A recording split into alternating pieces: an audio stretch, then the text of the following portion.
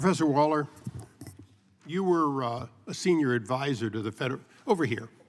You were a senior advisor to the Federal Trade Commission under Lena Khan, right? That is correct. And when you left, did you take copies of your work product? No. Are you aware that the FTC deleted them all and would not make them available to this committee, so we have no idea what you did? I have no idea what the FTC did after I left. But you didn't take any copies. Under oath, you're telling us that you have no records of your time there, your opinions, or what you did there.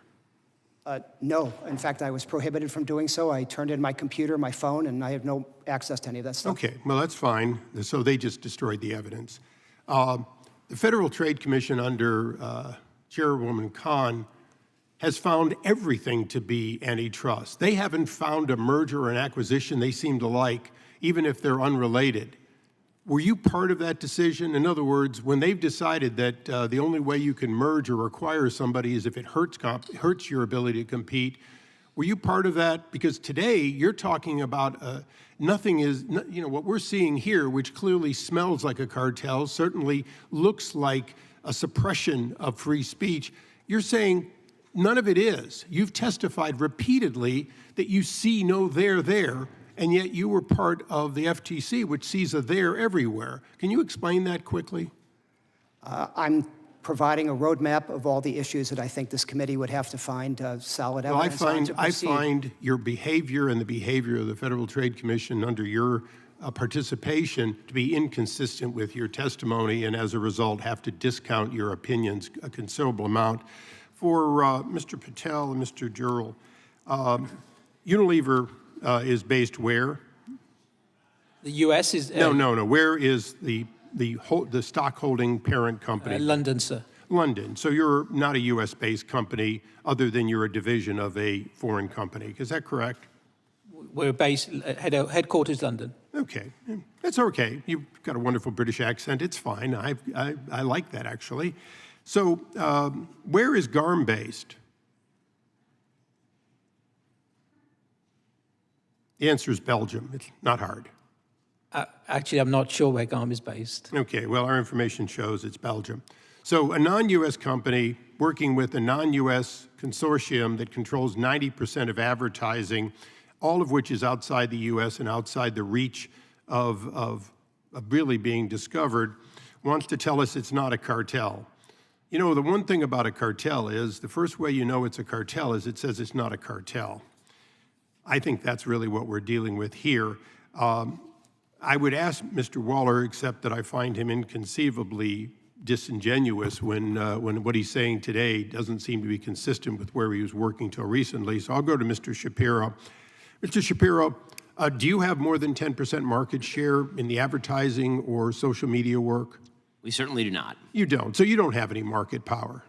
Very little. Okay, but if you had control or influence over 90% of it, do you think that the Federal Trade Commission would be up your derriere every day with questions? I didn't use the Yiddish term because I was afraid. Even as things currently stand, I overpay my taxes. Okay, so basically what we're dealing with here today is you, Fox, the others, don't have individually enough market share to have market power so that you can control a market. But clearly, GARM's influence does have 90% of the advertisers, and according to everything we've seen, you've been blacklisted by them. That seems to be the case.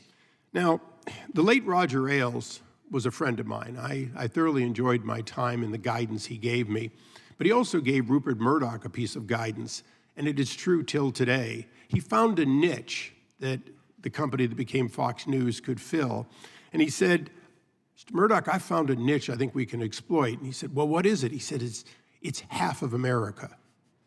So can you explain in 35 seconds or less, more or less, one, if you know that chutzpah means nerve. I'm afraid most people aren't good in Yiddish here, apparently, although they use it. But can you explain to me why systematically, whether it's one conservative media or not, that GARM is seemingly wanting us, an outside the U.S. group, wanting not to have 50% of Americans here advertising and, as a result, see profitable networks? It seems to me there are a variety of reasons why a group like GARM is attempting to withdraw the advertising market from half of American businesses that happen to be on the right side of the aisle.